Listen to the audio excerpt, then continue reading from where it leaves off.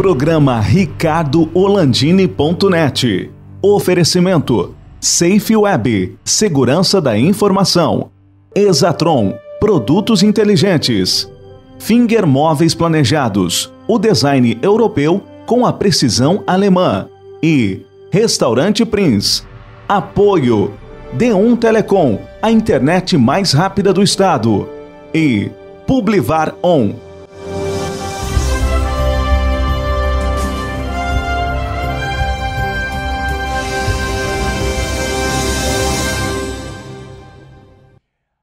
Alô, amigos, estamos começando mais um programa ricardo.olandini.net. O nosso convidado de hoje já é um comentarista habituê do nosso programa, o coach neurofinanceiro Rodrigo Miranda, vascaíno.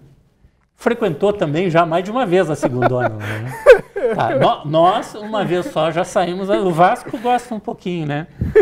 Não faz bagunça que nem o Flamengo, é melhor mudar de assunto. Melhor não falar, futebol não é legal. Disso, né? Eu vim do Rio, aí eu decidi torcer pro Inter, né? Falei, não, porque o Inter ganhava tudo, né? E aí eu fui torcer pro Inter e o Inter cai. Pá, tá aí, cara, colorados e coloradas de todo o planeta. Tá aqui o responsável. Esse vascaíno pé frio que nos colocou na segunda divisão. Tá aí. Esse não é um programa de esporte, mas é um programa regenerador. Mas, Rodrigo, esse ano... nos últimos anos, tá? Porque o Bitcoin já tem alguns anos, mas 2017 em especial foi o ano da explosão das criptomoedas. Tá? Aqui no Brasil nós temos uns parlamentares com cabeça de jirico, né? Não sei o que tem na cabeça, já querem proibir o Bitcoin. Ok, já querem proibir o Bitcoin. Enquanto que nos Estados Unidos, na Alemanha, na França, na Inglaterra, tudo é regulamentado, já está na Bolsa de Valores, está ok, tudo tranquilo. A Argentina aqui do lado já regulamentou o Bitcoin. Então, mas aqui no Brasil os caras querem proibir a lei da oferta e da procura. Sim. Se tem que proibir, a gente proíbe.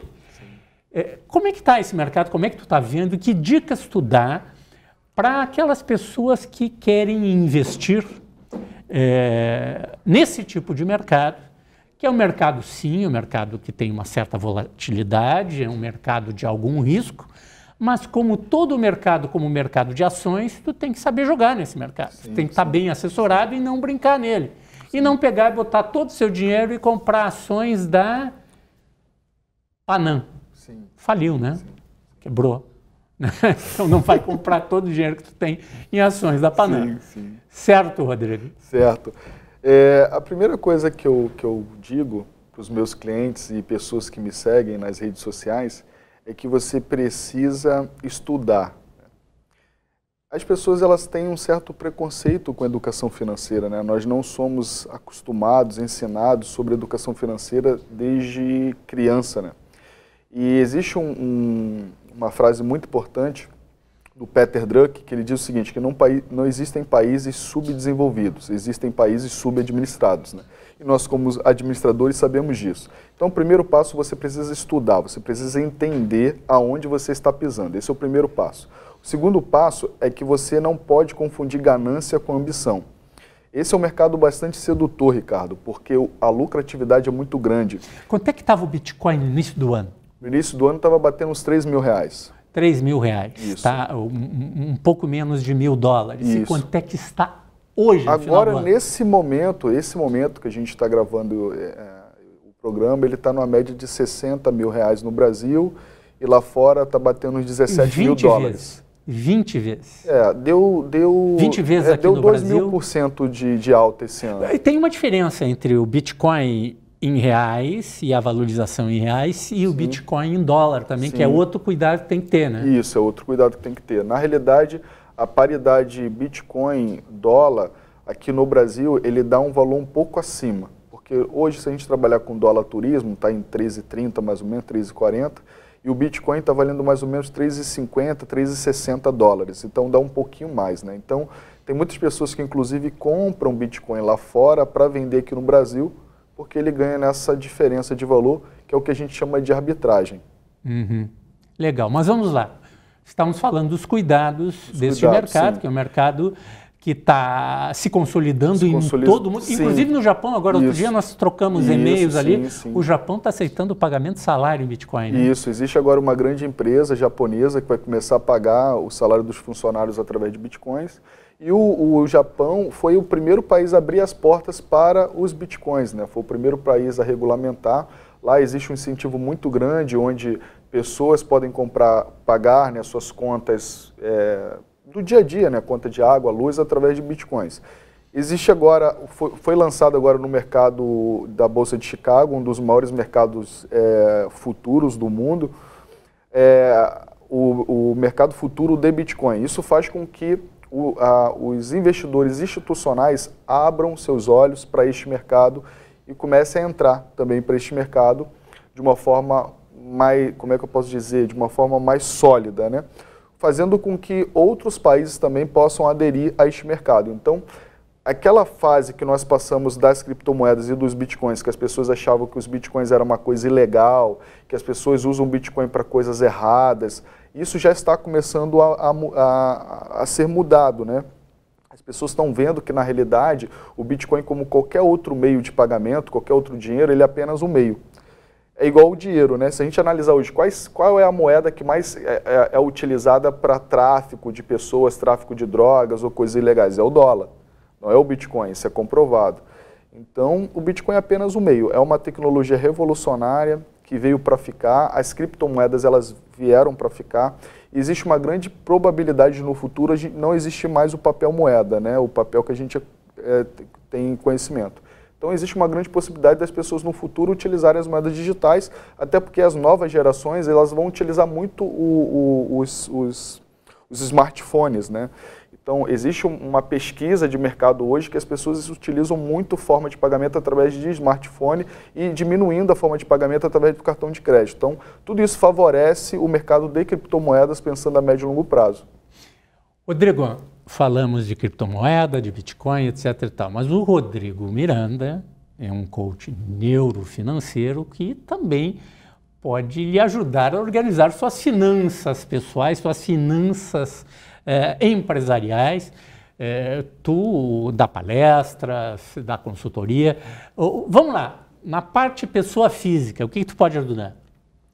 Na parte pessoa física, Ricardo, eu trabalho primeiro a questão da reprogramação mental, né? É comprovado que as pessoas elas têm dificuldades na área financeira não por questões técnicas, mas por questões mentais. Então, o meu tipo de trabalho é ajudar as pessoas a trabalharem algumas crenças, alguns sentimentos referentes ao dinheiro, para que a partir daí ela possa ter atitudes vencedoras e prósperas referente ao dinheiro. Então, eu tenho um trabalho personalizado, onde eu trabalho com coaching, com coaching neurofinanceiro, onde eu desmistifico um pouco da parte financeira, um pouco dos medos que as pessoas têm referente ao dinheiro, fazendo com que eles possam começar a investir e diversificar o dinheiro. Porque hoje deixar o dinheiro parado na poupança não te dá nem 6% ao ano, né? Não vai pagar nem a inflação. Então existem muitas oportunidades hoje no mercado e as pessoas não aproveitam porque elas têm medo. Até algum negócio que pode fazer, até um negócio que pode fazer. De produção que não seja só investimento financeiro. Isso, outras coisas também. Eu ajudo também empresários, profissionais autônomos, pessoas que estão com dificuldades na área financeira para poder trabalhar quais são os gatilhos mentais que estão influenciando ela naquela decisão, estão prejudicando ela na tomada de decisão na hora de fazer um negócio ou na hora de pensar no investimento a médio e longo prazo.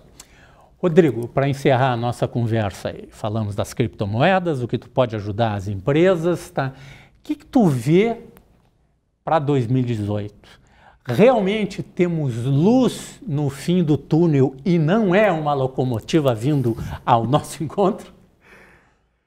Bem, vou ser bem sincero, tá, Ricardo? A gente sempre pensa positivo, né? A gente como brasileiro, a gente pensa sempre positivo. Hoje, a gente analisa aí algumas coisas que estão acontecendo, tem a questão da reforma da Previdência, né? É uma discussão talvez para uma outra conversa. Eu acredito que o próximo ano será um ano ainda de muita indecisão do mercado financeiro, porque é um ano de eleição. Então, muitos investidores ainda, muitas empresas estão ainda com o pé um pouco no freio, porque não sabem o que vai acontecer no próximo ano. Então, eu acredito sim que a gente já chegou no fundo do poço, pior do que tá, não fica. Então as coisas devem começar a melhorar no próximo ano, porém não vai ser um ano ainda fenomenal, né? Então é um ano de ter cuidado com as finanças, equilibrar bem a estrutura, quem é empresário, fluxo de caixa, para que realmente possa passar um ano de uma forma adequada para a partir daí, depois das eleições, a gente ver como é que vai ficar. Porque se qualquer pessoa chegar hoje, qualquer analista financeiro, qualquer educador financeiro chegar hoje e falar assim, porque o ano vai ser assim, ele está chutando, né? Ele está chutando, ele é só uma bola de cristal para saber. O que a gente pode saber é o seguinte, é que a gente já chegou no fundo do poço. As coisas foram bem ruins nos últimos 2, 3 anos. Então a tendência agora é começar a melhorar. O Boletim Focus, que saiu há poucas semanas atrás, né, ele, pessoal, imagina algo entre 2,4 até 2,8 do crescimento do PIB o ano que vem, né, um crescimento muito grande para um país que a gente andou para trás aí, conseguiram fazer com o nosso país, né, o que o Juscelino Kubitschek dizia lá, né, 50 anos em 5, né, eu acho que nos últimos 5 anos nós conseguimos andar 50 anos para trás, tá? Nos 5, 10 anos, que é o que eles conseguiram fazer, né?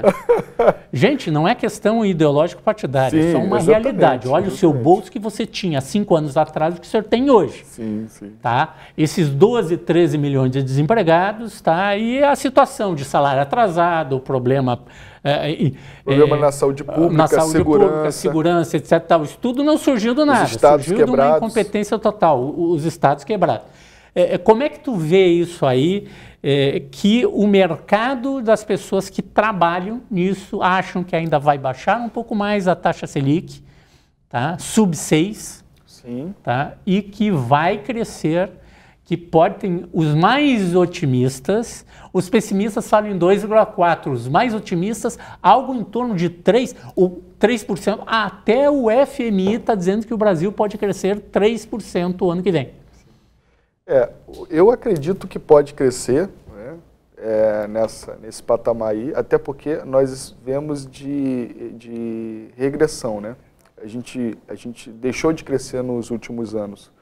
Então, qualquer crescimento hoje que parte de um valor pequeno, né, vamos supor, fazendo uma analogia matemática, tu tem 0, então qualquer ponto percentual já faz uma diferença gigante, né? Porque se tu cresce 0,02, tu já cresceu 2% aí. Então eu acredito sim que haja um crescimento, até porque a gente passou realmente por uma fase bem difícil, fundo do poço, existem algumas coisas que precisam ser mudadas ainda. O que falta hoje no mercado é questão de falta de confiança, né, do mercado, a gente falta de confiança na questão da política. Principalmente da política. Da política, principalmente. Então isso faz com que as pessoas também segurem seus investimentos, fiquem com o pé no freio. Eu acho que no momento que as pessoas começarem a ver que estão tendo mudanças estruturais na questão da política, os investimentos vão voltar. Bom, esse foi o coach neurofinanceiro Rodrigo Miranda, que toda semana está aqui dando dicas para você nessa área de investimentos, criptomoedas e tudo mais. Obrigado, Rodrigo. Valeu, Ricardo. Obrigado. Até mais. Oi, sou Jean Carlos Santos, diretor-presidente da Datacentrix.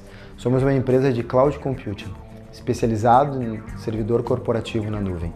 Nosso telefone é 51 3021 0300 e nosso site www.datacentrix.com.br. É um prazer atendê-lo, será um prazer atender os novos amigos e clientes.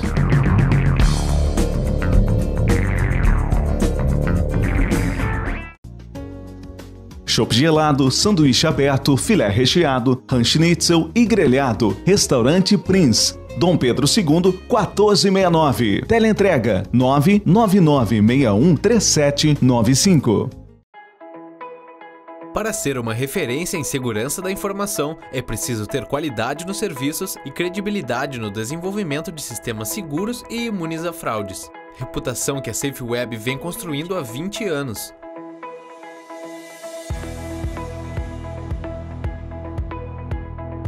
Por isso, hoje é uma autoridade certificadora e autoridade de carimbo do tempo e está presente em todas as regiões do Brasil, proporcionando atendimento de qualidade, um dos principais valores da empresa. As soluções que oferecemos para empresas e instituições são certificação digital, carimbo de tempo, certificado de atributo, emissão de documentos fiscais eletrônicos, portal de assinatura digital e administração sem papel. O resultado disso pode ser visto nos números que somamos ao longo do tempo. Para oferecer um atendimento diferenciado aos clientes, é preciso uma estrutura moderna. Assim é a sede da SafeWeb, uma estrutura completa com centro de treinamento para capacitação de parceiros e clientes, suporte técnico qualificado 24 horas por dia, 7 dias por semana, data center com elevados padrões de segurança e disponibilidade e, claro, um setor de desenvolvimento de tecnologia da informação composto por profissionais certificados. A SafeWeb é uma empresa com responsabilidade social. Isso se reflete na captação da água da chuva para reaproveitamento, nas faces envidraçadas do prédio que promovem conforto térmico com redução nos consumos de energia e na eliminação da utilização de papel nos processos internos. Se estende para as soluções que oferecemos aos nossos clientes e alcança também a sociedade gaúcha através da Ecobarreira do Arroio Dilúvio, em Porto Alegre.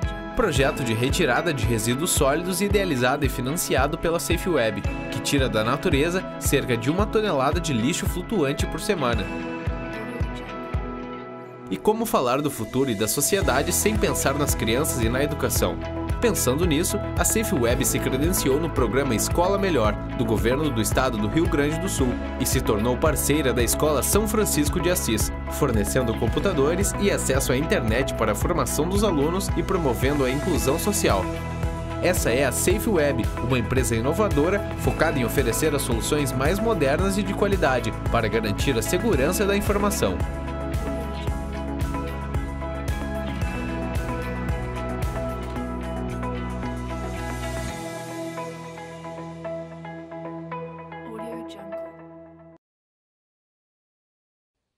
Alô, amigos, mais uma vez está conosco o vereador Walter Nagelstein, que está assumindo a presidência da Câmara Municipal de Porto Alegre. O vereador já de vários mandatos, né, Walter? Terceiro mandato.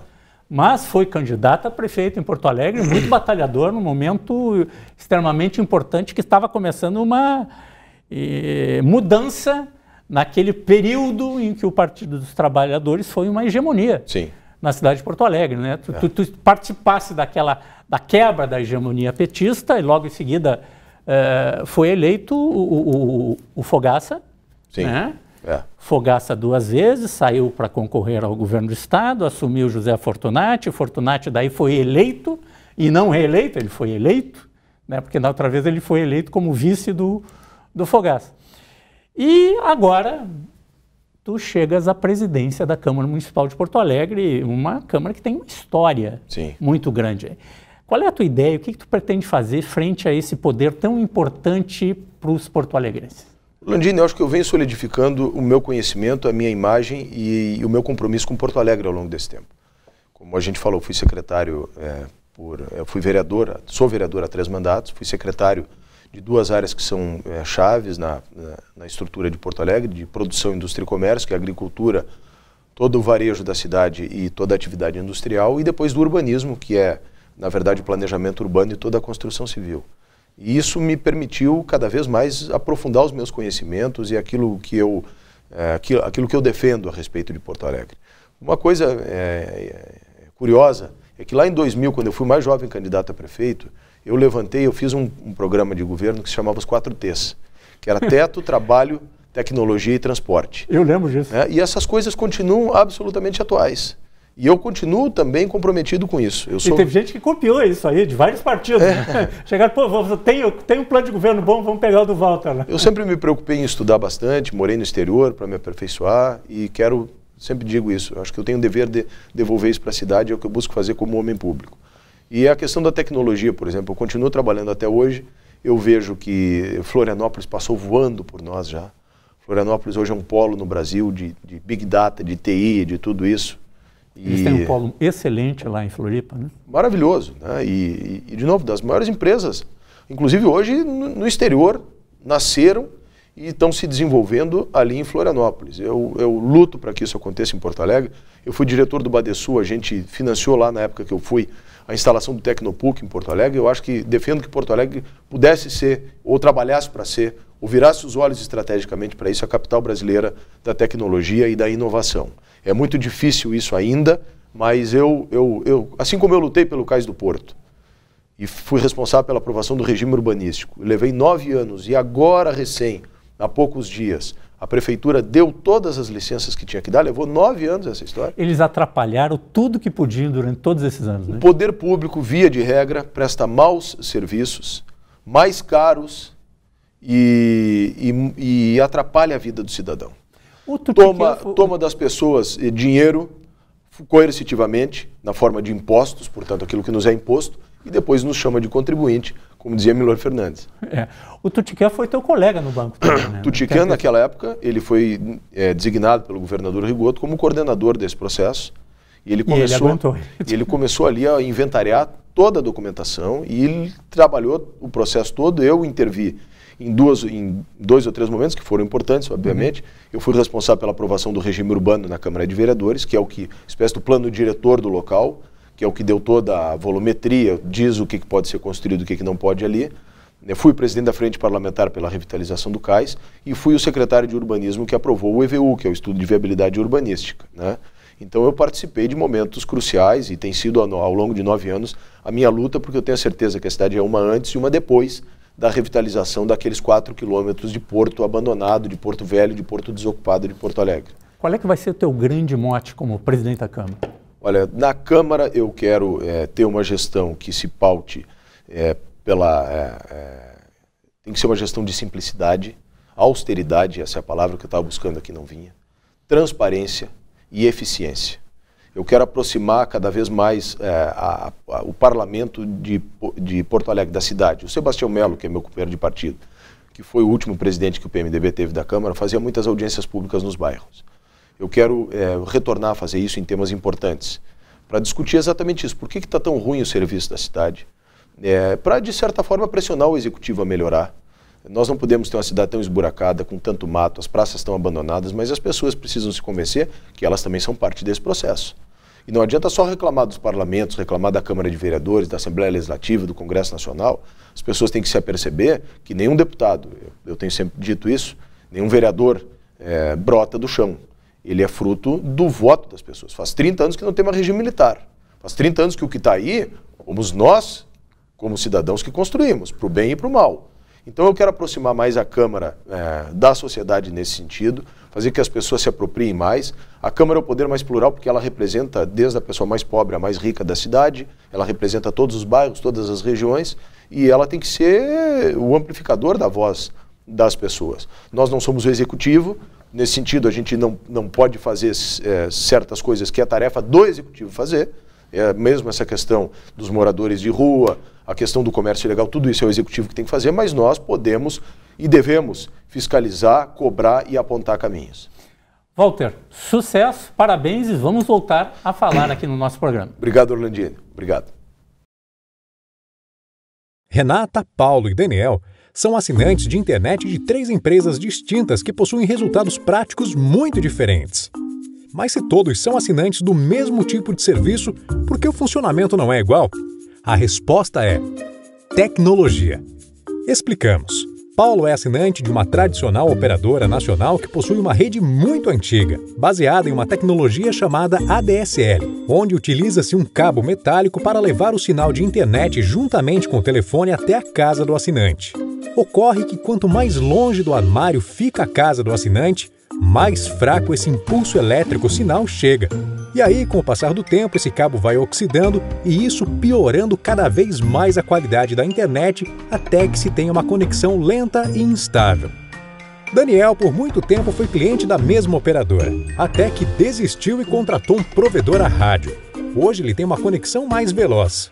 Mas ainda assim, em determinados momentos, dias de chuva ou em horários específicos, ele fica sem internet ou com uma conexão extremamente lenta.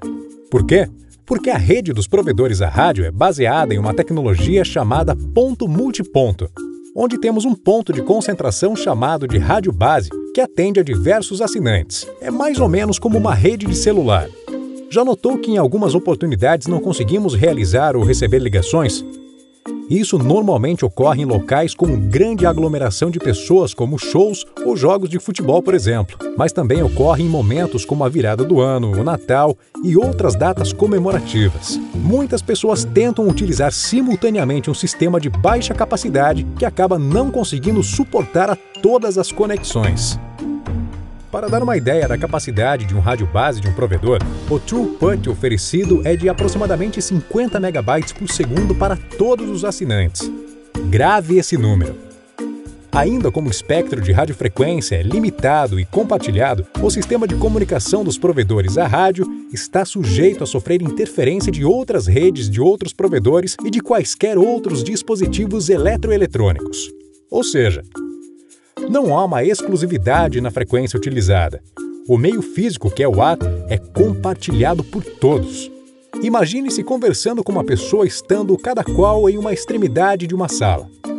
Agora coloque diversas outras pessoas conversando no mesmo ambiente e veja se a comunicação seguirá tão clara como antes.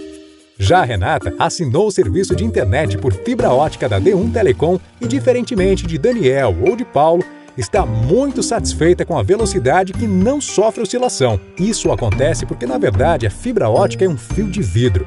Sim, um vidro bem fino e extremamente limpo. O sinal que trafega neste fio é um pulso de luz que é a coisa mais rápida do universo, viajando a quase 300 mil quilômetros por segundo. Ainda é totalmente imune a qualquer interferência eletromagnética ou de qualquer tipo.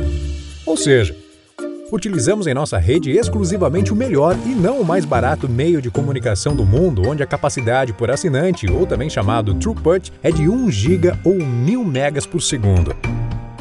Isto é a D1 levando a melhor internet para a sua casa.